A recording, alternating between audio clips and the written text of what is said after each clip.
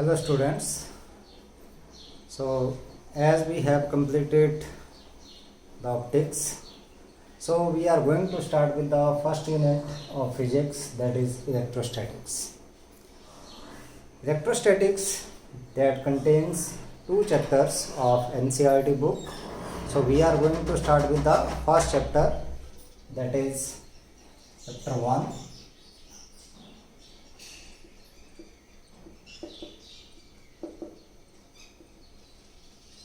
Electric charges and fields.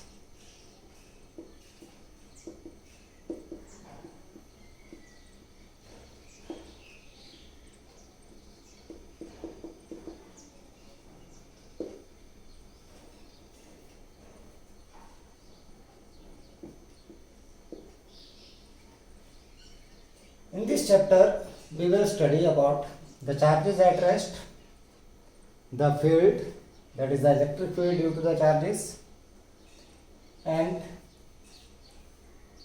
we have to find out the electric field intensity due to the charge. इस chapter में हम लोग इतना ही करेंगे, ठीक है। अगला जो चैप्टर आएगा उसमें हम लोग बात करेंगे इलेक्ट्रिक पोटेंशियल और कैपेसिटेंस की बात करेंगे, वो बाद की बात है। हम लोग पहले यहीं से स्टार्ट कर रहे हैं from the chapter 1, that is electric charges and fields. सबसे पहले जो यूनिट हम लोगों ने स्टार्ट किया है इलेक्ट्रोस्टैटिक्स, पहले इसी को समझते हैं कि ये इलेक्ट्रोस्टैटिक्स एक्चुअल में है क्या हमारे पास। इलेक्ट्रोस्टैटिक्स देखते हैं यहाँ पर।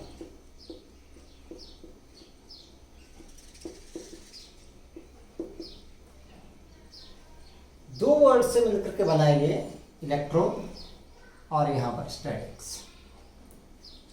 Electro means that is related to charge and statics means at a rest. It means that this is a branch of physics which deals with the study of charges at rest. यहाँ पर ये किससे आ गया आपके पास, this is related to the charge और static means that is at a rest. तो हम लोग क्या बोल सकते हैं कि that electrostatic is the, क्या हो गया ये, it is the branch of physics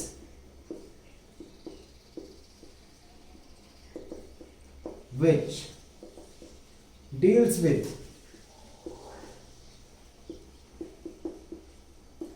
the study of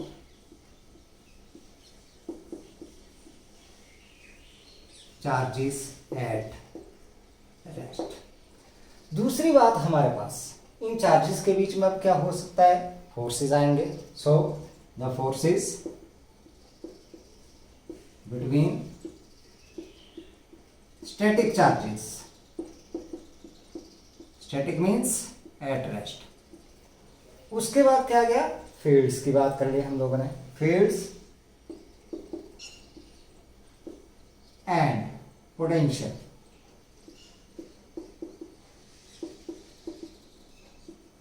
due to the static charge, उस ब्रांच को हम लोगों ने बोल दिया इलेक्ट्रोस्टैटिक्स या फिर static electricity. It is also known as a static electricity. तो हम लोग इस पूरे चैप्टर में, पूरे चैप्टर क्या है, जो पूरी यूनिट है उसमें हम लोग बात करेंगे सिर्फ और सिर्फ किसकी, that is a charge at a rest. जब चार्ज आपके पास मोशन में आ जाता है तो हमारे पास ये क्या प्रोड्यूस कर देता है, इट प्रोड्यूसेस द करंट, ठीक है। तो करंट की बात हम लोग बाद में करेंगे, वो चैप्टर नंबर 3 में आपके पास आएगा करंट इलेक्ट्रिसिटी, उसको हम लोग अलग बाद में पढ़ेंगे। पहले हम लोग बात करेंगे किसकी, चार्जेस एट अ रेस्ट। तो यहाँ पर हम लोगों ने स्टार्ट किया है किससे, इलेक्ट्रोस्टैटिक से। हमने बात की यहाँ पर चार्ज से, चार्ज एट रेस्ट। तो सबसे पहले हम लोगों को पता होना चाहिए कि that what is charge, electric charge actual में है क्या हमारे पास।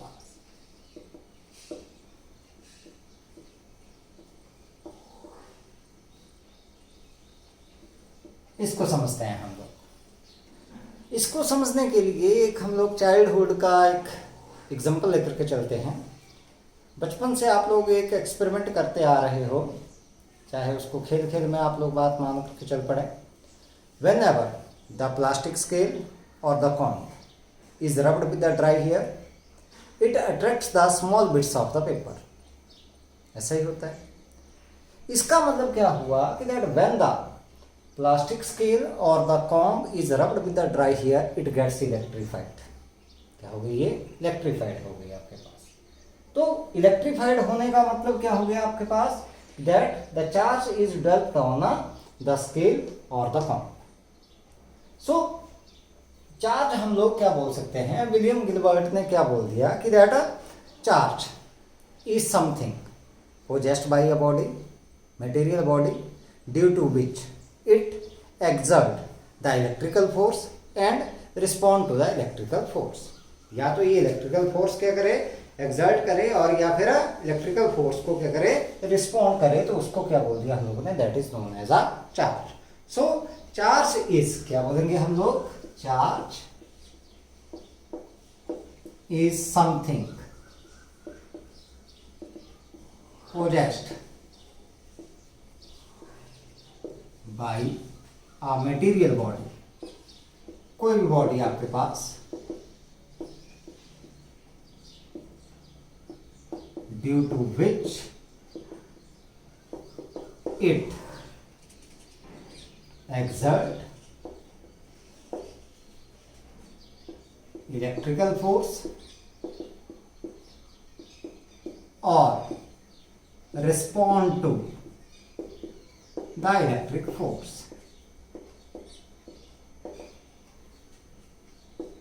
तो उसको बोल दिया हम लोगों ने क्या?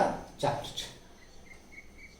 अब देखते हैं हम लोग एक लेकर के चलते हैं कि भाई हमारे पास अगर चार्ज की बात करते हैं तो हम लोग थोड़ा सा केमिस्ट्री का कंसेप्ट लेकर के चलते हैं। यहाँ पर हमें पता है कि एटम में हमारे पास क्या है? Electron, proton and neutron. Electrons जो हैं आपके पास, these are charged, protons these are positively charged, और न्यूट्रॉन्स दीज आर न्यूट्रल। लेकिन हम लोग यहीं से देखेंगे कि हुआ क्या एक्चुअली में हमारे पास। हम लोग अगर बात करें मास ऑफ इलेक्ट्रॉन,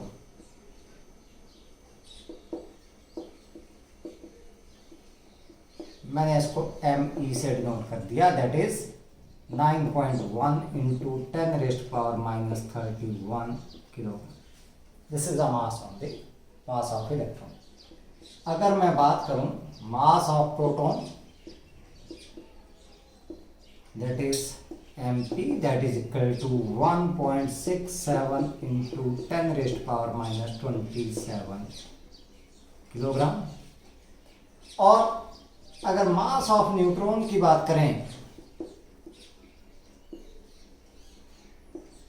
MN ले लिया, तो ये भी आपके पास 1.67 इंटू 10⁻⁻27 किलोग्राम ये है। एक्चुअल में थोड़ा सा आपके पास न्यूट्रॉन का मास जो है वो आगे अगर डेसिमल प्लेसेस में रखें तो न्यूट्रॉन का थोड़ा सा ज़्यादा आता है, किससे? प्रोटॉन से ज़्यादा आता है, लेकिन अप्रोक्सीमेटली दीज आर इक्वल। आपके पास थोड़े बहुत क्या रहते हैं? इक्वल ही रहते हैं। ठीक है। अब क्योंकि ये आपके पास क्या है? मास आ गया इनका। So due to the masses the bodies attract each other and that force is known as a gravitational force. तो हम लोग बोलेंगे यहाँ पर कि that due to the masses the force of attraction, कौन सा? gravitational force between two electrons, दो इलेक्ट्रॉन्स की बात करता हूं मैं पहले, दो इलेक्ट्रॉन्स, ठीक है, प्लेस्ड 1 सेंटीमीटर अपार्ट, हमने रख दिया इनको 1 सेंटीमीटर की दूरी के ऊपर। तो ये फोर्स हमारे पास gravitational force that is equal to G m1 m2 upon r square. यहाँ पर m1 m2 that is equal to me के बराबर है। G की वैल्यू सभी को पता है 6.67 इंटू 10⁻⁻11। ये वैल्यू आपके पास 9.1 इंटू 10⁻⁻31 दो हैं आपके पास, तो 2 टाइम्स मल्टीप्लाई करना पड़ेगा, स्क्वायर आ गया आपके पास। R 1 सेंटीमीटर है, 1 सेंटीमीटर मीन्स 10⁻⁻2 मीटर, और इसका कर दिया मैंने स्क्वायर यहाँ। This value that comes out to be, अगर हम लोग इसको सॉल्व करें then it comes out to be 5.5 into 10⁻⁻67 newton. This is the gravitational force of attraction between the two electrons when placed 1 centimeter apart from each other. 1 centimetre की दूरी पर जब इनको रखा गया। लेकिन ये देखा गया, but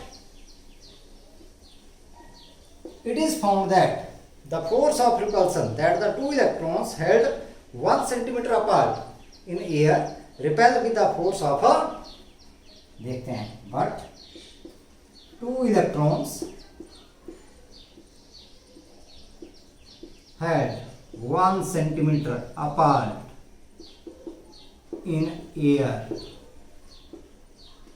repel with a force equal to 2.3 into 10 raised power minus 24 Newton. Actual में होना क्या चाहिए, इनके बीच में फोर्स ऑफ अट्रैक्शन होना चाहिए मास की वजह से, अगर सिर्फ मास ही है। लेकिन ये देखा गया जब दो इलेक्ट्रॉन को एयर में हम लोगों ने 1 सेंटीमीटर की डिस्टेंस के ऊपर रखा, तो ये क्या करने लग पड़े, एक दूसरे को रिपेल करने लग पड़े। कितने फोर्स से? 2.3 into 10 rest power minus 24 Newton. पहली बात, फोर्स का नेचर चेंज हो गया, यहाँ पर था अट्रैक्टिव, यहाँ पर क्या आ गया, रिपल्सिव आ गया आपके पास। दूसरी बात, यहाँ पर magnitude of force that increases, यहाँ पर 10 रेस्ट पावर माइनस 67 है और यहाँ पर 10 रेस्ट पावर माइनस 24 है, मीन्स बहुत ज़्यादा हो गया ये force as comparison to this one force. ठीक है, so this force is called electrical force.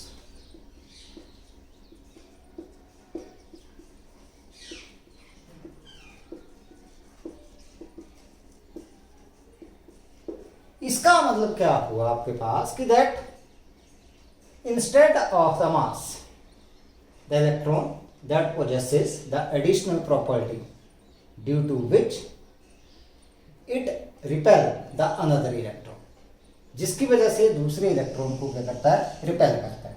तो इसी एडिशनल प्रॉपर्टी को हम लोगों ने क्या बोल दिया, that is known as a charge. So हम लोग चार्ज को अब अलग तरीके से भी डिफाइन कर सकते हैं। तो चार्ज हमारे पास क्या हो गया अलग तरीके से, that the additional property of the electron due to which it repel the another electron is known as a charge. उसी को क्या बोल दिया हम लोगों ने, चार्ज बोल दिया। अब ये क्या देखा गया हमारे पास कि the force between two protons, अगर दो प्रोटॉन्स की बात करें हम लोग, the force of repulsion between two protons at 1 centimeter apart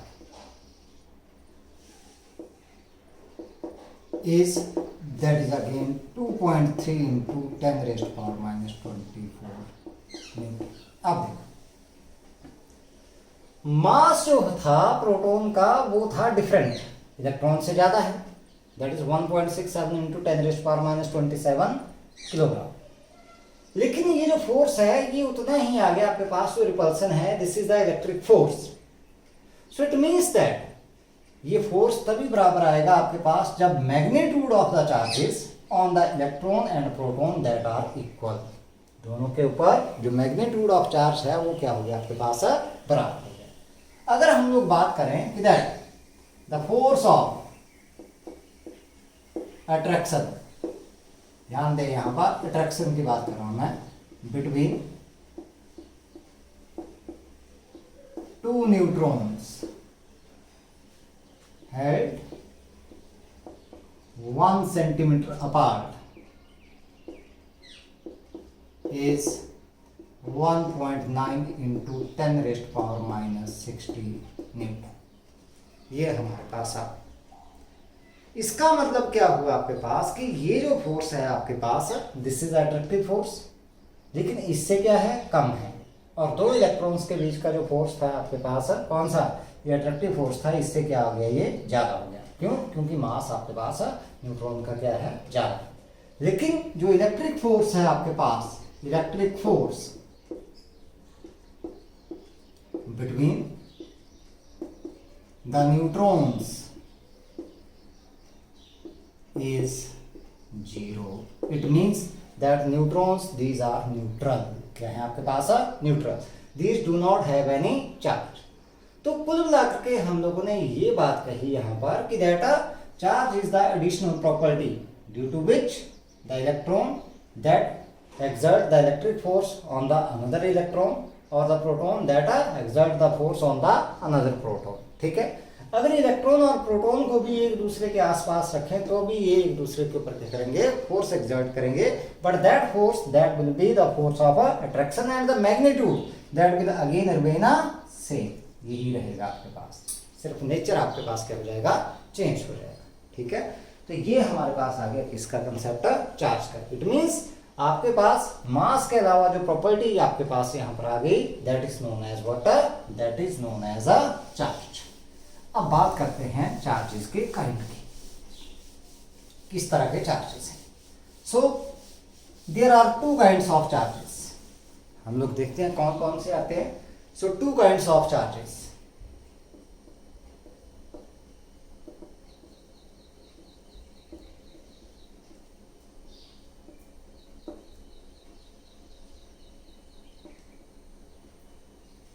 हमारे पास क्या होता है, whenever the two materials are rubbed against each other then they gets electrified।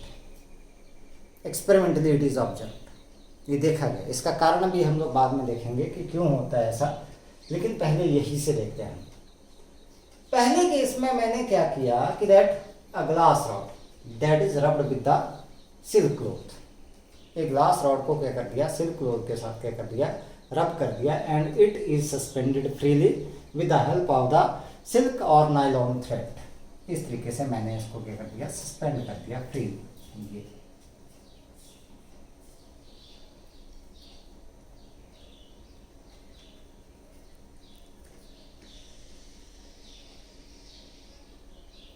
ये हमारे पास आ गई ग्लास। ठीक है, इट गेट्स इलेक्ट्रिफाइड। अब क्या किया कि that another glass rod that is also rubbed with another silk cloth that is brought closer to this glass rod. इसके क्लोज लेकर के आ गए हम यहां, ये भी ग्लास की है। It is found that these to rods these repel each other. एक दूसरे को क्या करती हैं, ये रिपेल करती हैं, रिपेल करना उसको। But it is found that the glass rod that attract the silk cloth with which it was rubbed, जिसके साथ इसको रब किया गया था उसको ये क्या करती है, अट्रैक्ट करती है। अब क्या किया, ग्लास रॉड को छोड़ दिया। एक ग्लास रॉड जिसको हम लोगों ने सिल्क क्लॉथ के साथ, चलो इसको रहने दो, सिर्फ इसको रहने दो। अभी हमने क्या किया, ग्लास रॉड को हम लोगों ने रिप्लेस कर दिया एबोनाइट रॉड के से, और इसको हम लोगों ने रब कर दिया विद द कैट्स फर। तो उसको भी क्या कर दिया हम लोगों ने, फ्रीली सस्पेंड कर दिया यहां।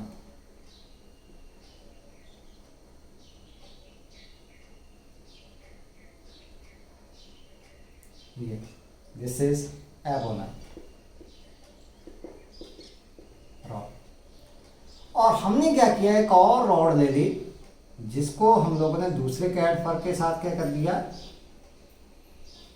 रब किया, and brought closer to the previous rod. It is found that these two again repel each other. ये भी एक दूसरे को क्या करती है, रिपेल। लेकिन अगर हम लोग क्या करें कि अगर ये जो पहले हमारे पास ग्लास रॉड थी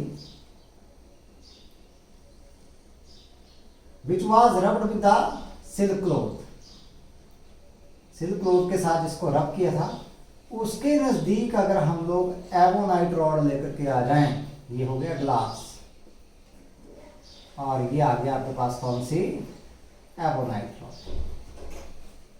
इसके पास लेकर के आए, then it is found that these two attract each other. ये क्या करते हैं, एक दूसरे को अट्रैक्ट, अट्रैक्शन हो गई यहां। चलो ये हो गया हमारा। तो इसका मतलब क्या हुआ आपके पास कि ग्लास रॉड ने ग्लास रॉड को रिपेल किया। अब ये ग्लास रॉड है, ये भी ग्लास रॉड है, भाई मटेरियल सेम है तो एक जैसा चार्ज डेवलप हुआ होगा, रिपेल कर दिया। ये एबोनाइट रॉड है, ये एबोनाइट रॉड है, तो एक जैसा मटेरियल है तो एक जैसा चार्ज डेवलप हुआ होगा। तो इसका मतलब जो लाइक चार्जेस हैं these repel each other. Like charges क्या करते हैं, एक दूसरे को रिपेल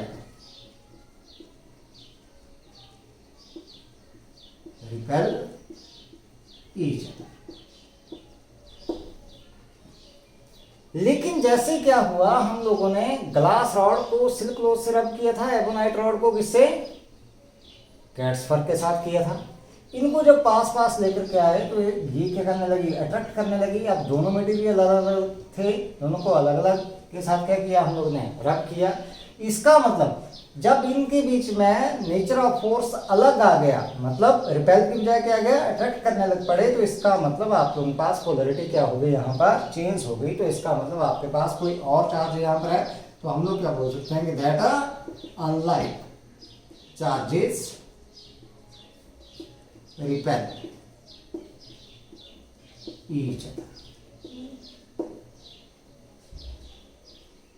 अब ये जो दो चार्जेस हैं आपके पास, किस तरह के चार्जेस आ गए, इनकी पोलरिटी दी गई बाद में। पोलरिटी दी इनकी, एक साइंटिस्ट थे बेंजामिन फ्रैंकलिन, नाम सुना होगा आप लोगों ने। उन्होंने पोलरिटी दे दी चार्जेस की, बोल दिए कि चार्जेस जो हैं वो दो तरह के हैं, और उनके नाम दे दिए उन्होंने positive charge and negative charge. So bye convention the charge developed on the glass rod that is positive charge, and the charge developed on the silk cloth is a equal negative charge। जितना glass rod के ऊपर positive charge आया उतना ही silk cloth के ऊपर क्या आ गया, negative charge आया। ठीक है। the charge developed on the ebonite rod that is negative charge, and the charge developed on the catspaw that is equal positive charge। और यहाँ पर ग्लास रॉड क्या है, पॉजिटिव, और ये कैसे आ गया आपके पास, दिस इज नेगेटिव। अब क्या किया गया, तो चार्जेस आपके पास पोलरिटी आ गई, दो तरह की चार्जेस हो गए हमारे पास। कितने तरह के, पोलरिटी की बात करें अगर हम लोग, पोलरिटी ऑफ चार्ज दो तरह की आ गई आपके पास। एक आ गया कौन सा, पॉजिटिव, और दूसरा कौन सा आ गया, नेगेटिव।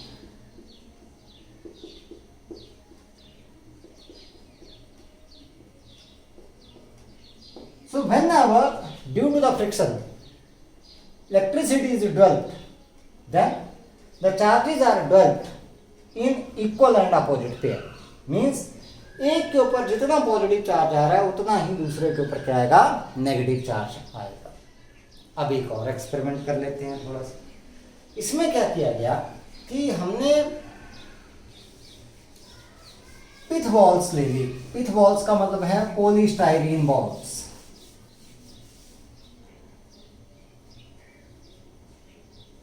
पिथ बॉल्स, पॉलीस्टाइरीन बॉल्स। एक को हम लोगों ने, दो बॉल्स को किससे कर दिया, ग्लास रॉड के साथ टच कर दिया, दीज अक्वायर पॉजिटिव चार्ज। दोनों क्या कर गए, एक दूसरे को रिपेल कर गए।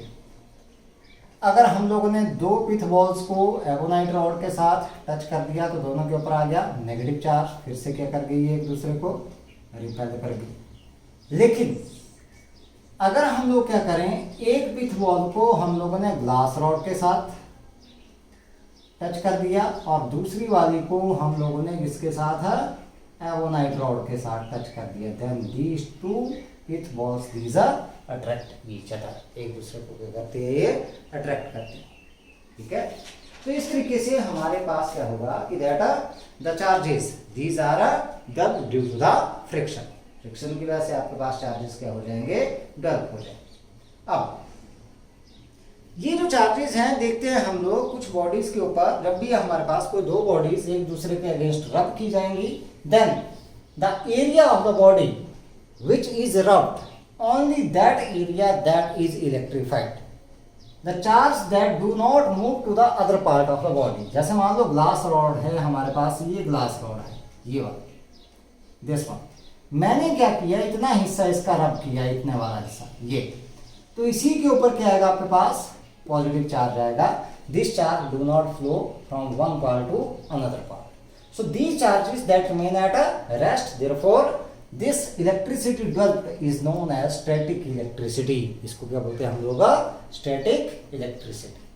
ठीक है। स्टैटिक का मतलब आप लोगों के पास एट रेस्ट, स्टैटिक इलेक्ट्रिसिटी। तो हम लोग यहाँ पर देखते हैं, एक टेबल बनाते हैं कि किसके ऊपर कौन सा चार्ज आएगा, उसकी बात कर लेते हैं हम लोग। यहाँ पर मैंने लिख दिया पॉजिटिव चार्ज,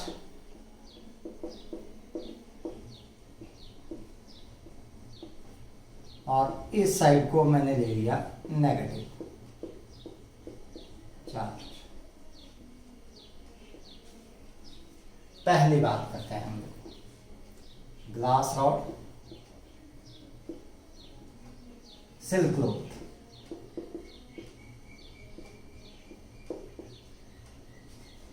ग्लास रॉड के ऊपर पॉजिटिव, सिल्क क्लॉथ के ऊपर नेगेटिव चार्ज आपके पास आ गया। दूसरा हम लोग लिखते हैं फर और वुलन क्लॉथ।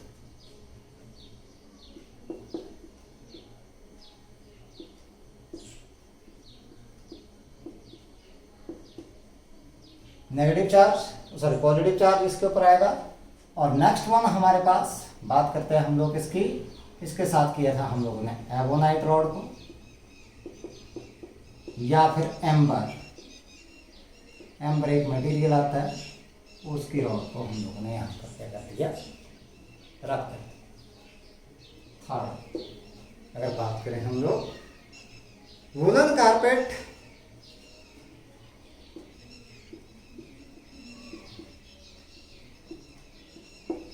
और यहाँ पर बात करते हैं हम लोग इसकी रबर,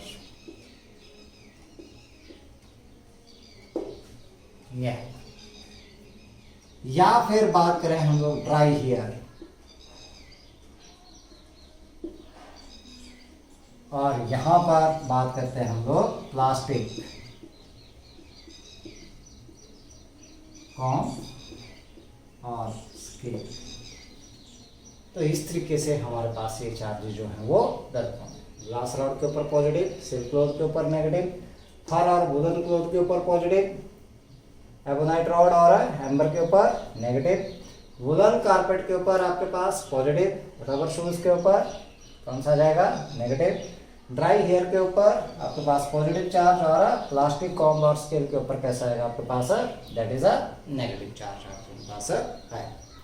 अब ये क्यों आता है, ये हम लोग बात करते हैं, इसकी बात बाद में करेंगे।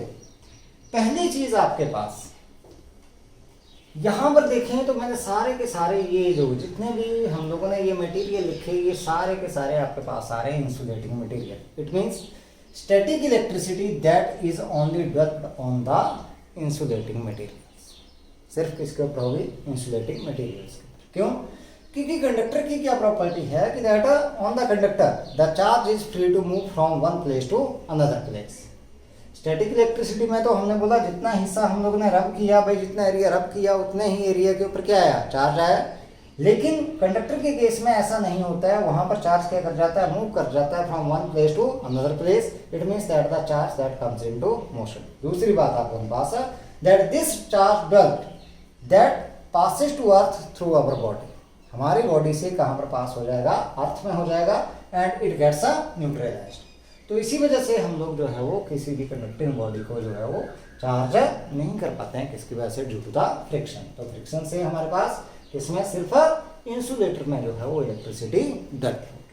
ठीक है, अब बात करते हैं इसका ओरिजिन क्या है आपके पास, कि चार्ज हमारे पास बल्ब कैसे होगा, origin of the electric charge.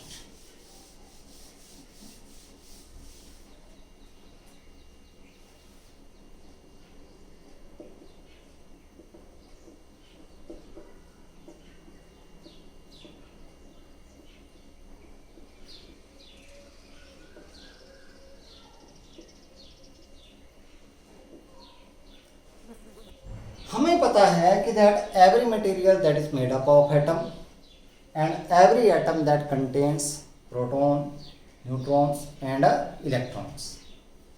अब कुल मिलाकर के अगर ये आपके पास है एटम, एटम के अंदर आ गया न्यूक्लियस, न्यूक्लियस में आ गया आपके पास प्रोटॉन एंड न्यूट्रॉन, पॉजिटिव आ गया आपके पास है nucleus due to the presence of proton और साथ में न्यूट्रॉन्स पे, और इलेक्ट्रॉन्स जो हैं these revolve around the nucleus. Electrons remain bond to the nucleus due to the electric force between the nucleus and the electrons. अब ये जो प्रोटॉन्स हैं आपके पास, these are held inside the nucleus due to the strong nuclear forces, जो हम लोगों ने 11th क्लास में बात की थी स्ट्रॉन्ग न्यूक्लियर फोर्सेस की, which are the strongest forces in the nature. तो इसका मतलब हमारे पास प्रोटॉन को निकालना या ट्रांसफर करना जो है वो इतना आसान नहीं है जितना कि हमारे पास किसको, इलेक्ट्रॉन को हम लोग यहाँ पर इजीली क्या कर सकते हैं, ट्रांसफर कर सकते हैं। जब तक हमारे पास क्या है, कोई भी एटम है वो न्यूट्रल है। क्यों? क्योंकि हमारे पास क्या है, किसी भी एटम में there are equal number of the protons and electrons. अब क्योंकि हमें पता है चार्ज ऑन इलेक्ट्रॉन, अगर बात करें हम लोग, that is minus 1.6 into 10 raised power minus 19 coulomb, and charge on proton that is plus 1.6 into 10 raised power minus 19 coulomb। ये हमारे पास दोनों के ऊपर जो मैग्नीट्यूड है चार्ज का वो सेम है, बस पोलैरिटी क्या है, अपोजिट है। इलेक्ट्रॉन के ऊपर नेगेटिव चार्ज और प्रोटॉन के ऊपर positive charge, means electrons are negatively charge and protons these are positively charge. So whenever the atom have equal number of the electrons and protons, then the total charge on the atom that is equal to 0, क्योंकि सम आपके पास charges का क्या जाएगा, that is equal to 0।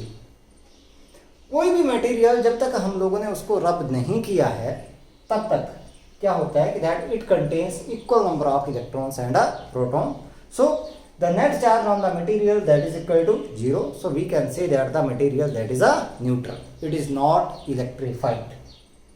लेकिन जैसे क्या किया हम लोगों ने, दो मटेरियल को एक दूसरे के अगेंस्ट रब करना शुरू कर दिया, क्या होगा, electron these acquire sufficient energy क्या करेंगे, अक्वायर करेंगे, and these jump from one atom to another, एक एटम से क्या हो जाएंगे, ये दूसरे एटम में क्या कर जाएंगे, sorry from one material to another material, this jump from one material to another material. इसका मतलब क्या हुआ कि एक मटेरियल में तो इलेक्ट्रॉन की कमी हो गई और उतने ही इलेक्ट्रॉन दूसरे मटेरियल में ज्यादा हो गए। भाई जितने इसमें से गए उतने इसमें कम हुए और जितने यहाँ से गए उतने ही वहां पर पहुंचे।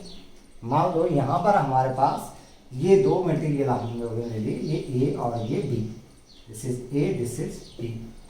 यहां से मान लो 5 इलेक्ट्रॉन चले गए यहां पर, तो इसके पास कितने, 5 इलेक्ट्रॉन ज्यादा आ गए और इसके पास 5 इलेक्ट्रॉन की कमी आ गई, कम हो गए 5 इलेक्ट्रॉन, कम हो गए, यहाँ पर कमी हो गई और यहाँ पर ये ज्यादा।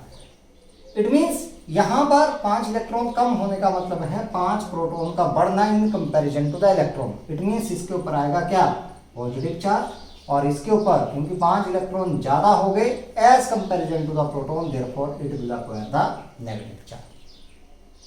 सो whenever the two bodies are rubbed against each other, then there is a transfer of the electrons from one body to another body. So due to the transfer of the electrons from one body to another body, the two bodies these gets electrified।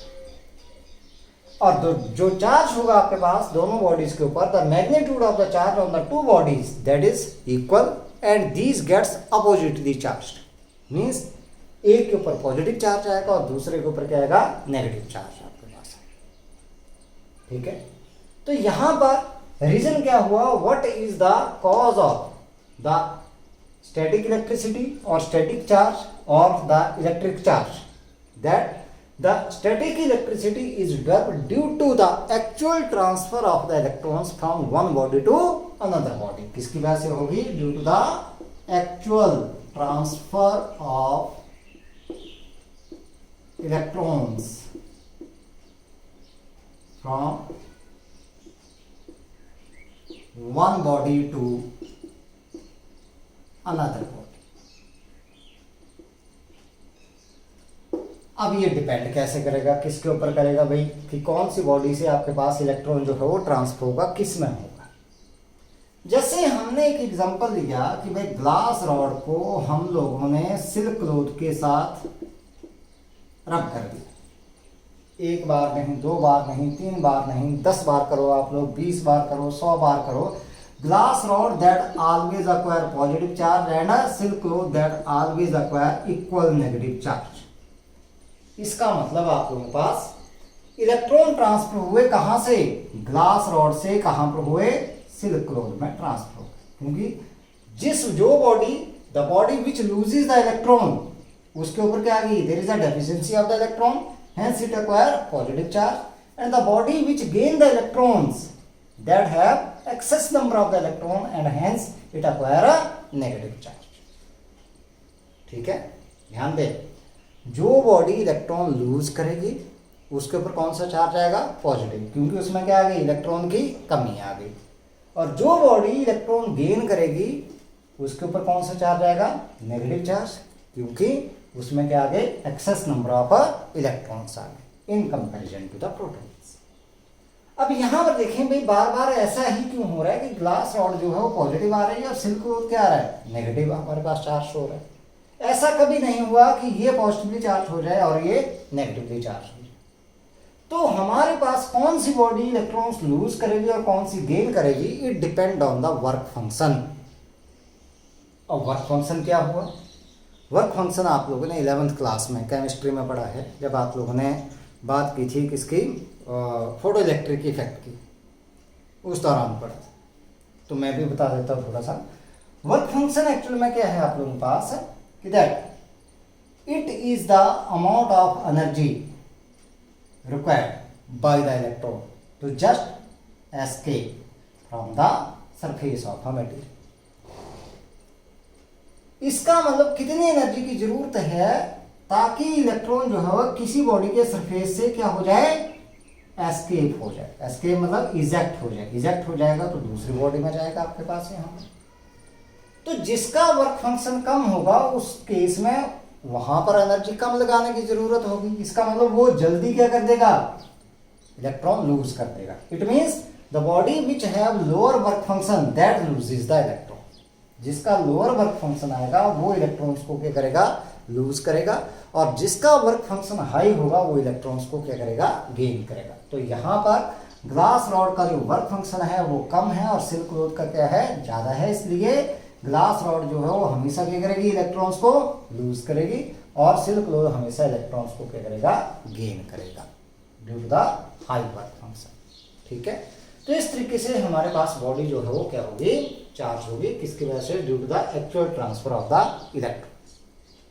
अब बात एक और आती है हमारे पास यहाँ पर कि भाई जैसे इलेक्ट्रॉन एक बॉडी से दूसरी बॉडी में ट्रांसफर हुए, अब इलेक्ट्रॉन क्या है, मटेरियल ऑब्जेक्ट है। हमने बात की थी कि mass of the electron that is equal to 9.1 into 10⁻³ kilogram. कई बार क्वेश्चन बोला जाता है कि that does due to the transfer of the electrons और electric in the process of the electrification there is a transfer of the mass. Yes, there is a transfer of the mass. क्योंकि हमारे पास ये जो charge develop हुआ that is due to the actual transfer of the electron. अगर electron transfer होंगे तो आपके पास मास भी क्या होगा, ट्रांसफर होगा। It means the body which acquire negative charge that gain the mass. उसमें मास क्या होगा, गेन होगा।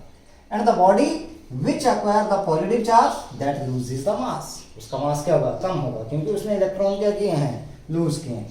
लेकिन ये गेन और लूज जो है आपके पास बहुत कम होता है, इसलिए ये मास जो है आपके पास निग्लिजिबल ट्रांसफर हम लोग मान के चलते हैं, जिसको हम लोग निग्लेक्ट करते हैं। लेकिन अगर रीजनिंग आती है तो हम लोगों ने लिखना है, हाँ भाई क्या होता है कि whenever that there is a electrification और there is a transfer of the electron, then the mass that is also transferred because electron is the material object which have the mass equal to 9.1 into 10⁻³ kilogram. इस तरीके से आपके पास मास भी क्या हो जाएगा, आपके पास ट्रांसफर हो जाएगा।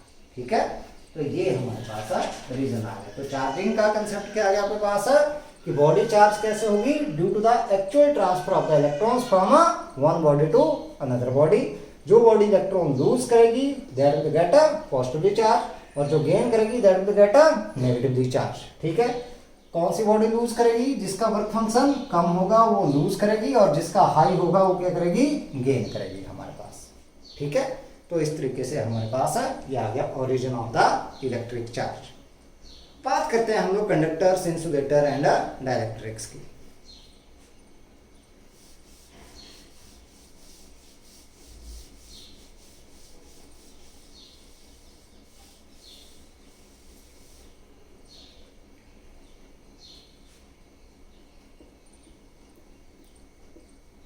कंडक्टर्स,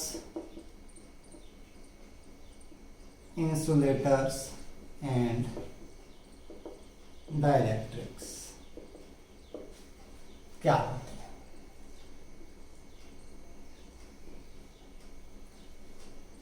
पहली बात हमारे पास conductors.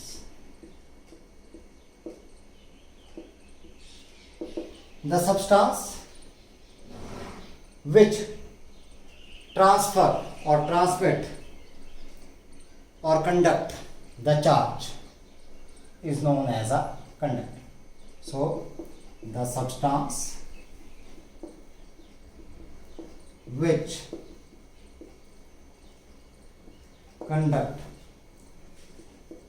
the charge or electricity is called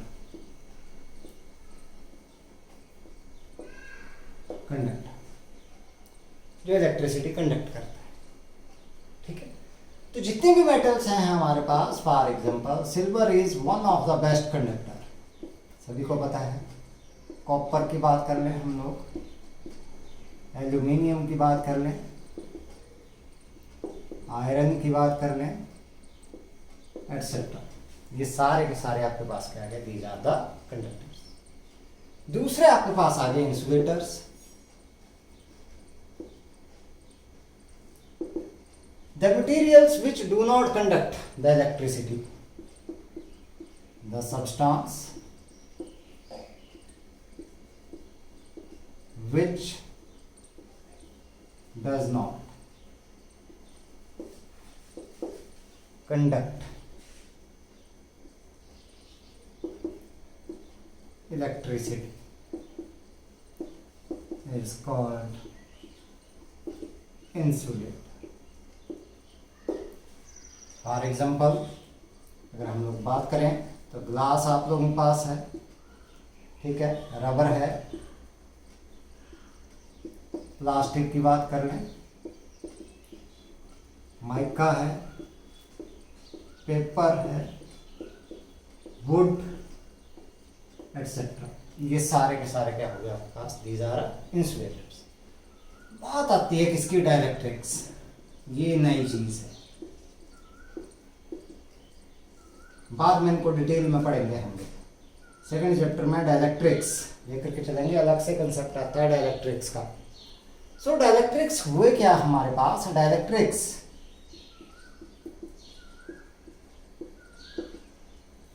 are the insulating materials, हैं क्या ये, insulating materials which transmit electric effect without conduction.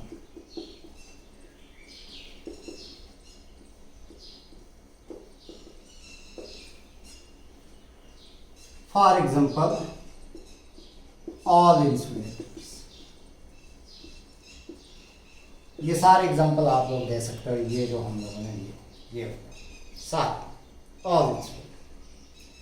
तो ये क्या करते हैं, these transmit the electric effect without conduction, बिना कंडक्ट किए हुए ये इलेक्ट्रिक इफेक्ट को ट्रांसमिट कर देते हैं अपने बीच में से। उन मटेरियल्स को, उन इंसुलेटिंग मटेरियल्स को हम लोगों ने क्या बोल दिया, that are known as a dielectrics. तो डाइलेक्ट्रिक्स एक्चुअल में हुए कि आपके पास, these are only the insulators. ये हमेशा हमारे पास है क्या, सिर्फ इंसुलेटर ही हैं। तो इनको हम लोग अलग से, इनका कंसेप्ट आएगा, डिटेल में इनके बारे में पढ़ेंगे, तो ये बाद में करेंगे हम लोग। ठीक है, हम बात करते हैं अब किसकी, that is the charging by conduction.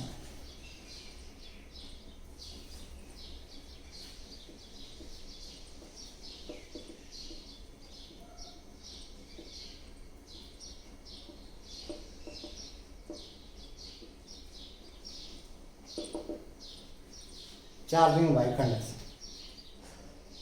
हमने एक एग्जांपल दिया था यहाँ पर कि ये एक पिथ बॉल थी, पॉलीस्टाइरीन बॉल, इसके साथ ग्लास रॉड को टच कर दिया मैंने ऐसे, पॉजिटिवली चार्ज थी तो इसके ऊपर भी कौन सा आ गया, पॉजिटिव चार्ज आ गया। या हमारे पास यहाँ पर ये कोई बॉल थी हमारे पास, पिथ बॉल, इसको मैंने एपोनाइट रॉड के साथ क्या कर दिया, टच कर दिया, ये थी नेगेटिवली चार्ज, तो इसके ऊपर कैसा चार्ज डेवलप हो गया, नेगेटिव। मतलब ये एक दूसरे के कांटेक्ट में आई जब, तो अब हमारे पास चार्ज डेवलप हुआ, और चार्ज की पोलैरिटी क्या है, सेम है वैसी जैसी कि आपके पास इस बॉडी के ऊपर। तो इस तरह की प्रोसेस को बोल दिया हम लोगों ने चार्जिंग बाय कंडक्शन, जब क्या है आपके पास दो बॉडीज आपके पास कांटेक्ट में है। सो ये हमारे पास क्या हो गया, when a charged body is brought in contact with any uncharged body, then the uncharged body acquire some of the charge of same polarity as that on the charged body। वैसा ही charge acquire करेगी जैसा कि आपके पास किसके ऊपर है, charge body के ऊपर है।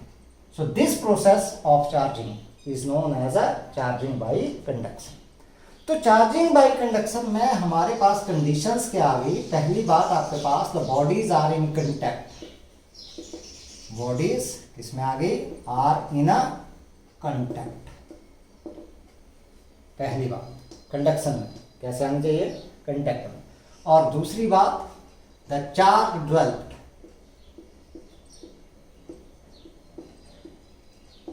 is of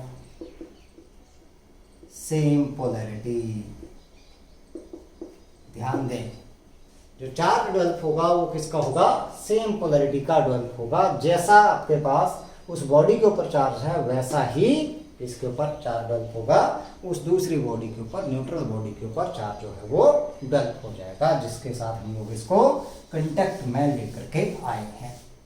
अब बात करते हैं हम लोग इसकी चार्जिंग बाय इंडक्शन।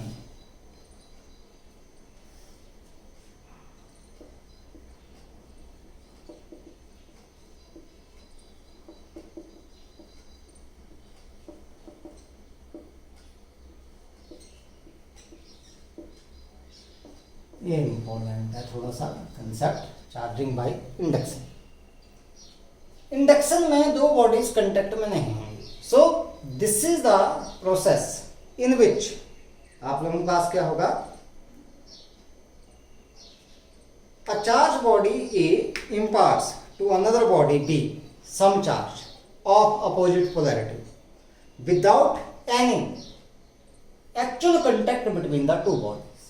कोई एक बॉडी आ गई आपके पास A, वो दूसरी बॉडी B को कुछ चार्ज जो है वो क्या करेगी, ट्रांसमिट करेगी, किसका, अपोजिट पोलैरिटी का, अपोजिट पोलैरिटी या साइन का होगा, जब इन दोनों के बीच में कोई भी कांटेक्ट नहीं है, no contact. So in charging by induction a body A transmit some of the charge to the body B of opposite sign without any actual contact between the two bodies, बिना किसी contact के, जब दोनों bodies के बीच में कोई भी कंटेक्ट नहीं है। तो इन चार्जिंग बाय इंडक्शन हमारे पास यहाँ पर कंडीशंस देखें, पहली बात आपके पास that there is a no contact between two bodies.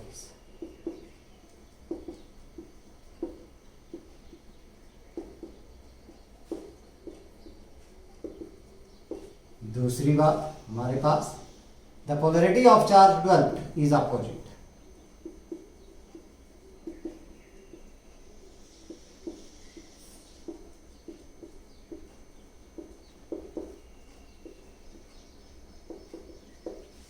कैसा होगा आपके पास है, अपोजिट है। देखो कंडक्शन में क्या था, दोनों कांटेक्ट में थी और पोलैरिटी क्या थी, सेम थी। यहां पर कोई कांटेक्ट नहीं है और जो पोलैरिटी है वो क्या आ गई आपके पास, that is a opposite polarity. अब इसका एक एग्जांपल लेते हैं हम। मान लो हम लोगों ने क्या किया कि ये कोई एक मेटालिक स्फीयर ले लिया which is insulated from the earth.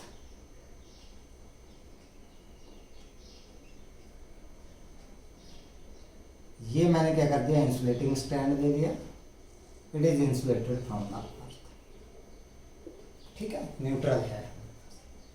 अब क्या किया कि इस स्फीयर के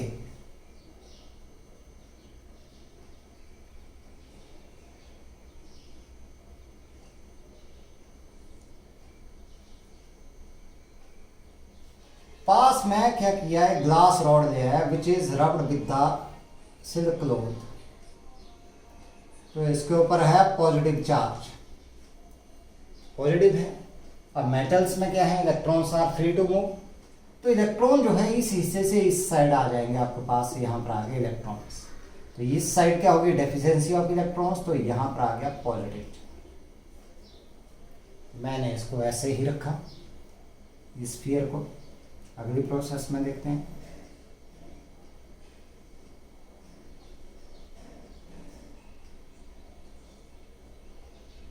ये ग्लास रॉड है,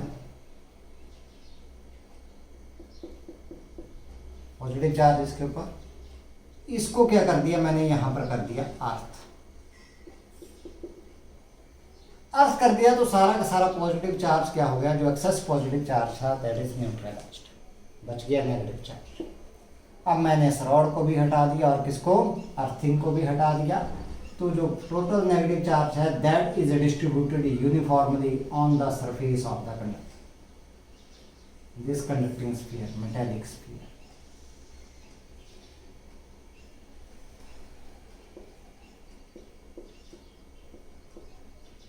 इस तरीके। So this is known as charging by induction. मतलब हम लोगों ने कंटेक्ट में नहीं लेकर के आए, सिर्फ क्या किया, पास में लेकर के आए और उसके बाद ये क्या हो गई, बॉडी दैट गेट्स चार्ज। अगर हम लोगों ने सिमिलरली चार्ज करना हो तो जैसे मान लो हम लोगों ने क्या किया कि ये दो कोई मेटेलिक स्फीयर ले लिए, these are in contact with each other.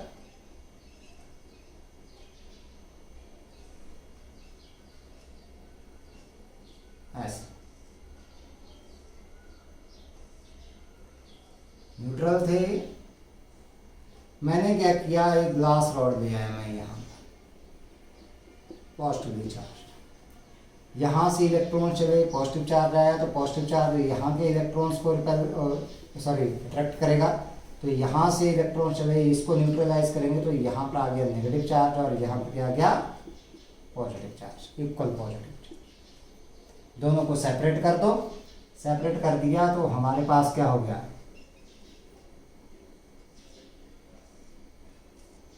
इस वाले स्फीयर के ऊपर बच गया नेगेटिव चार्ज और दूसरे वाले स्फीयर के ऊपर कौन सा बच गया, दैट इज अ पॉजिटिव।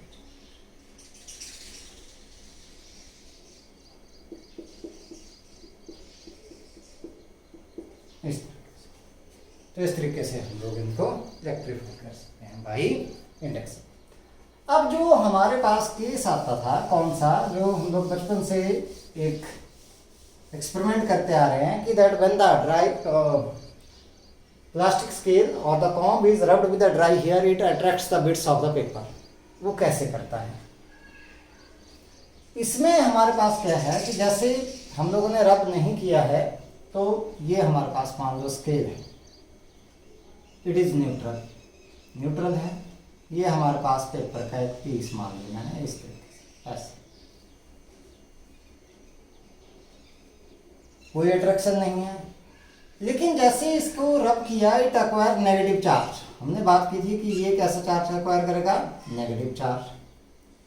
अब जैसे ये इसके पास है तो ये क्या करेगा, due to the induction this side that will acquire positive charge और इस साइड को आपके पास क्या हो जाएगा, नेगेटिव चार्ज, इक्वल नेगेटिव।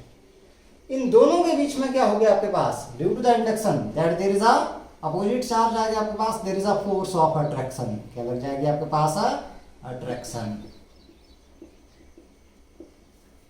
तो इसी वजह से आपके पास क्या हो जाता है, that the bits of the paper these are attracted towards the rubbed scale of the comb. इस तरीके से आपके पास इस साइड को ये चले जाते हैं, ठीक है। आप लोगों ने देखा होगा कि जो ग्लास है, टीवी स्क्रीन है या आपके पास एलईडी की स्क्रीन है, इसके ऊपर धूल मिट्टी सबसे ज़्यादा जमा होती है, that is also due to the charging. हम लोग स्टैटिक इलेक्ट्रिसिटी का एक और एग्जांपल देख के चलते हैं। जब हमारे पास चार्ज जो है वो क्या करता है, जंप करता है from one place to another place. Woollen cloth आप लोग देखना, सर्दियों में जब भी हम लोग स्वेटर को क्या करते हैं, उतारते हैं या पहनते हैं, कई बार हम लोगों को एक स्पार्क सा दिखाई देता है। वो स्पार्क किसकी वजह से है? That is due to the transfer of the electron from one place to another place. Discharging उसमें होती है आपके पास, कहाँ से? One place to another place. तो उसी की वजह से हम लोगों को क्या है, वहां पर वो चमक दिखाई देती है, मीन्स वो स्पार्क दिखाई देता है। That is also the example of what? Static electricity. Lightning जो हमारे पास होती है स्काई में, lightning, that is also the example of the static electricity. That is not the current electricity, that is also the example of what? Static electricity. ठीक है, तो ये example आपके पास आ गया। अब चलते हैं हम लोग इंपॉर्टेंट कंसेप्ट जहां से हमारे पास एग्जाम में क्वेश्चंस पूछे जाते हैं। Properties of charge.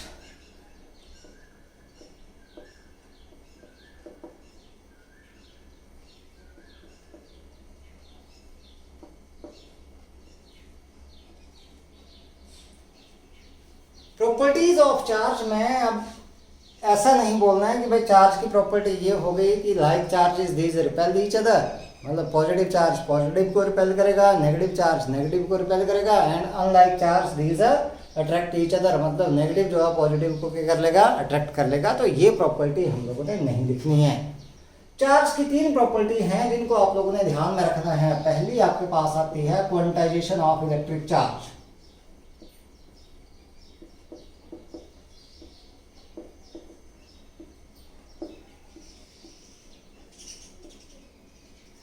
Second one, additivity.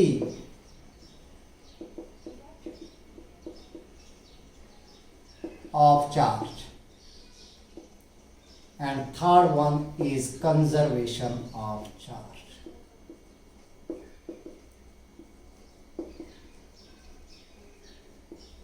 ये है तीन property, quantization of charge, additivity of charge and conservation of charge. हम लोग चलेंगे कहां से? Quantization of charge. Quantization of charge, quantization हमारे पास क्या है? It is the property due to which the free charge on a body is the integral multiple of the basic unit charge e. जो भी आपके पास बॉडी के ऊपर फ्री चार्ज आएगा that is a integral multiple of basic unit charge E. So quantization of charge क्या हुआ? It is the property due to which the free charge on a body is a integral multiple of basic unit charge E. Basic unit charge E. So according to quantization of charge, the charge on the body Q that is equal to NE, where N is integer. It may be positive or negative, depending on the charge. Electron gain किए, electron lose किए, ठीक है। ई basic unit charge, electron के ऊपर कितना आता है? कम से कम जो पॉसिबल चार्ज है 1.6 into 10 raised to power minus 19 coulomb। This is known as a quantization of charge. तो क्वांटाइजेशन का कॉज क्या है, कारण क्या है हमारे पास? हमने देखा कि that the charging that takes place due to the actual transfer of the electrons. So the electron that will always will be transferred in the integral number। मतलब आप लोगों के पास या तो एक इलेक्ट्रॉन ट्रांसफर होगा, 2 होंगे, 3 होंगे, 10 होंगे, 12 होंगे, 20 होंगे, 25 होंगे, 100 होगा, इस तरीके से होंगे। ऐसा नहीं है कि हाफ हो गया, 2.5 हो गए, ठीक है, या 2.75 हो गए, ऐसे नहीं है आपके पास। इट मीन्स हमारे पास जो चार्ज ट्रांसफर होगा वो क्या? अब एक इलेक्ट्रॉन के ऊपर चार्ज तो इतना ही है, इट मीन्स चार्ज डेवलप होगा वो क्या? इसी का मल्टीपल आएगा। तो बेसिक यूनिट चार्ज क्या हो गया? यही आ गया आपके पास क्या? Integral multiple of this charge that is a Q is equal to NE, मतलब n number of n multiplied by 1.6 into 10 raised to power minus 19 coulomb. ठीक है, तो यहीं से हम लोग बात करते हैं। सबसे पहले हम लोग यहाँ पर निकालेंगे that is a number of electrons. यहां से क्वेश्चन पूछ लिए जाते हैं, कई बार छोटे छोटे क्वेश्चंस पूछे जाते हैं। Number of electrons in 1 coulomb of charge.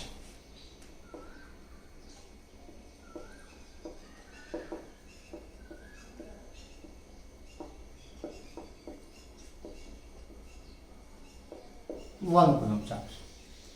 तो देखो Q आपके पास दे दिया 1 कूलम, E हमें पता है 1.6 इंटू 10⁻⁻19 कूलम, N की वैल्यू हम लोगों ने निकाली है। हमें पता है Q is equal to NE, so N is equal to Q by E। Q कितना है 1 coulomb upon 1.6 into 10⁻⁻19 coulomb, that is equal to 1 upon 1.6 into 10⁻⁻19। मैं इसको थोड़ा सा और सॉल्व कर लूँ, इसको लिख दिया मैंने 100 अपॉन 16 इंटू 10⁻18। एक 10 यहाँ से ले लिया, एक डेसिमल का चला। इसको अगर मैं डिवाइड कर दूँ तो यह आ जाएगा 6.25 into 10⁻18। So number of electrons और protons in 1 coulomb of charge that is 6.25 into 10⁻18। बहुत बड़ा नंबर है ये आपके पास, बहुत ज़्यादा इलेक्ट्रॉन्स आ गए आपके पास। ठीक है, तो इतने इलेक्ट्रॉन्स मिल करके बनाते हैं कितना 1 coulomb of charge.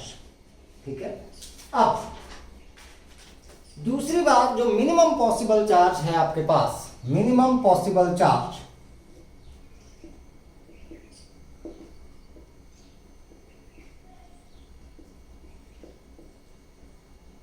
on a body is 1.6 into 10⁻⁻19।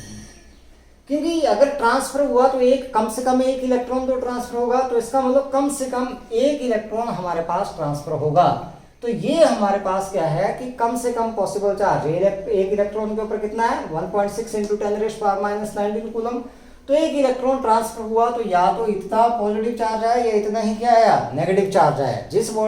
जो बॉडी लूज करेगी उसके ऊपर पॉजिटिव आएगा, जो गेन करेगी उसके ऊपर क्या आ जाएगा नेगेटिव आ जाएगा आपके पास। ठीक है, तो this is the minimum possible charge. इससे कम चार्ज आपके पास पॉसिबल नहीं है। जैसे मान लो ये बोल दिया जाता है 0.8 इंटू 10⁻⁻19 कूलम मैंने बोल दिया, तो ये चार्ज जो है दिस इज नॉट पॉसिबल, ये हमारे पास पॉसिबल नहीं है, क्योंकि मिनिमम पॉसिबल चार्ज कितना आ गया 1.6 इंटू 10⁻⁻19। दूसरी बात, अगर हम लोगों ने पता लगाना हो कि कोई चार्ज आपके पास पॉसिबल है या नहीं है, तो उसमें आप लोग n की वैल्यू निकालो।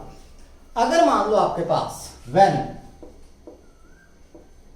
n is integer then charge is possible, वो चार्ज जो है आपके पास क्या हो गया पॉसिबल हो गया। लेकिन if n is not integer, integer नहीं आता है, then the charge is a not possible.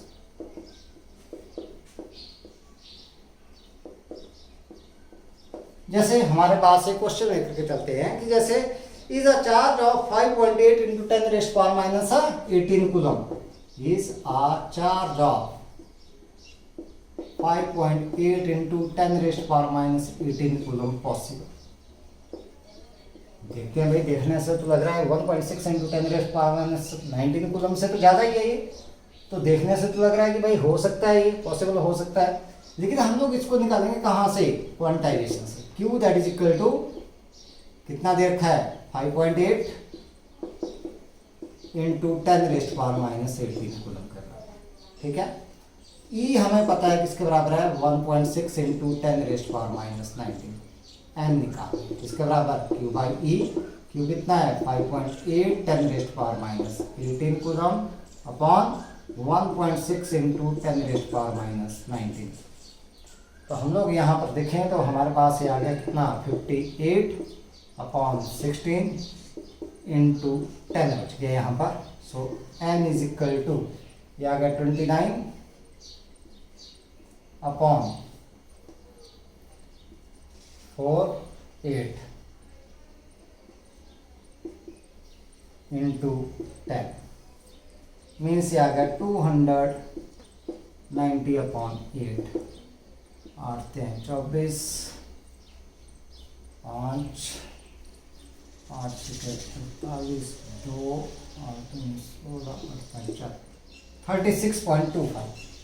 It means ये इंटीजर नहीं है अब आपके पास, क्योंकि किसमें आ रहा है डेसिमल में आ रहा है आपके पास। सो n is not integer, therefore this charge is not possible,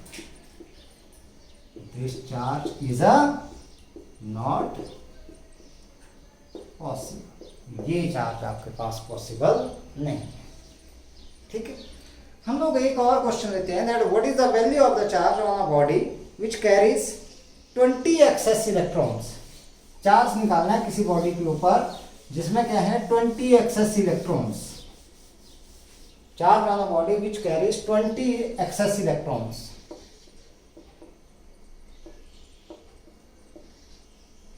इसका मतलब n की वैल्यू आ गई 20, ई हमारे पास 1.6 इंटू 10⁻⁻⁹। क्यू हमें पता है किसके बराबर, एन ई के, तो क्यू निकाल लो पहले। एन कितना है 20 into 1.6 into 10⁻⁻19 coulomb. So Q आपके पास आ जाएगा 3.2 into 10⁻18 coulomb. As there are excess number of electrons,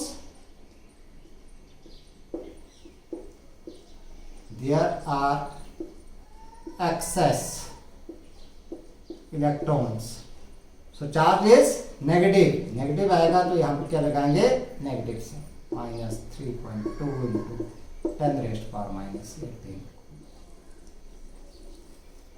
this one is the charge, possible charge on the body. तो इसी तरीके से क्वांटाइजेशन ऑफ चार्ज के आप लोग छोटे छोटे क्वेश्चंस कर सकते हो। कुछ और करेंगे हम लोग, एनसीईआरटी बुक के और क्वेश्चंस करेंगे, लेकिन आज के लिए इतना ही है, इतना ही आप लोगों ने पढ़ना है। आज बिगिनिंग थी इसके, तो अच्छे से आप लोगों ने थोड़ा सा रिवाइज करना है इसको, और अच्छे से आप लोगों ने इनको देखना है। ठीक है, इतना ही आप लोग रिवाइज करोगे आज के लिए। Okay, thank you and have a nice day.